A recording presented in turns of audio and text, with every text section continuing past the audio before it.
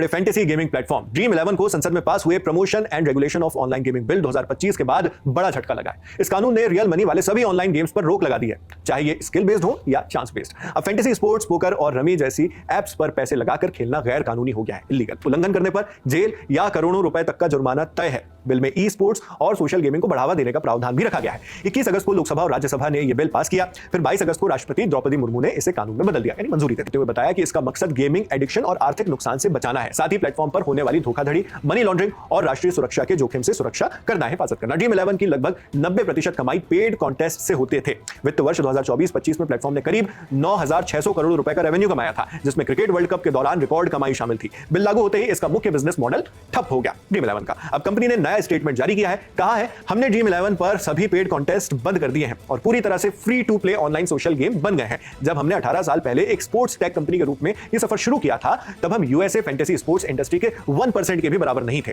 Dream 11 का fantasy sports product हमारा तरीका था पूरे भारत के लिए मेक स्पोर्ट्स बेटर करने का। इस जुनून, विश्वास और made in India for India by Indians की भावना के साथ हम दुनिया का सबसे बड़ा फैंटेसी स्पोर्ट्स प्लेटफॉर्म बन गए। हम हमेशा से एक कानून का पालन करने वाली कंपनी रहे हैं और कानूनों के अनुसार अपना बिजनेस चलाते आए हैं। हालांकि हमारा मानना है कि प्रोग्रेसिव रेगुलेशन से सही दिशा होती, लेकिन हम कानून का सम्मान करेंगे और the promotion and regulation of online gaming law 2025 का पूरा पालन करेंगे। हमारे पास FanCode, DreamSetGo और ड्रीम गेम स्टूडियोज जैसे शानदार स्पोर्ट्स टेक बिजनेसेस हैं, साथ ही ड्रीम स्पोर्ट्स फाउंडेशन भी है।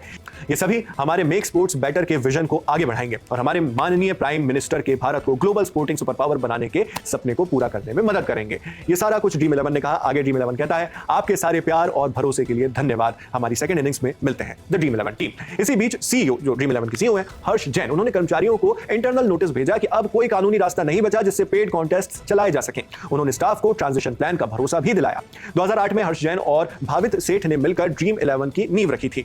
देखते ही देखते ये देश का नंबर 1 फैंटेसी स्पोर्ट्स प्लेटफॉर्म बन गया। 28 करोड़ से ज्यादा यूजर्स जुड़ गए। आईपीएल से लेकर टीम इंडिया तक कंपनी ने मोटा इन्वेस्टमेंट किया। 2021 में कंपनी की वैल्यूएशन $8 बिलियन तक पहुंच गई थी, लेकिन अब कानून के इस तगड़े झटके ने सब कुछ उलट-पुलट कर दिया है। ऑनलाइन गेमिंग बिल 2025 पास होने के बाद अब नया सवाल टीम इंडिया की जर्सी स्पॉन्सरशिप को लेकर भी खड़ा हो गया है। ड्रीम 11 अभी तक भारतीय क्रिकेट टीम का ऑफिशियल शर्ट स्पॉन्सर है। ऐसे में अब टीम इंडिया की जर्सी पर ड्रीम 11 का लोगो रहेगा या हट जाएगा, यह भी बड़ा कंफ्यूजन बन गया है। अब इसी स्पॉन्सरशिप को लेकर भी संशय है। बीसीसीआई सेक्रेटरी देवजीत सैकिया ने फाइनेंशियल एक्सप्रेस को बताया कि बोर्ड देश के कानून का पूरा सम्मान करेगा। नए नियमों में अनुमति मिलने पर ही ड्रीम 11 की जर्सी स्पॉन्सरशिप जारी रहेगी, नहीं तो बीसीसीआई तुरंत कदम उठाएगा। बीसीसीआई और ड्रीम 11 के बीच जुलाई 2023 से मार्च 2026 तक की 358 करोड़ की डील है, जिसमें महिला और पुरुष दोनों टीम्स की जर्सी पर उनका लोगो रहता है। फिलहाल इस खबर में इतना ही। आपके लिए तमाम जानकारी जुटाकर इस वीडियो की स्क्रिप्टिंग की है हमारे साथी दीपेंद्र गांधी ने। मैं हूं शेख नावेद। देश और दुनिया की खबरों के लिए आप बने रहिए द लंदन टॉप के साथ।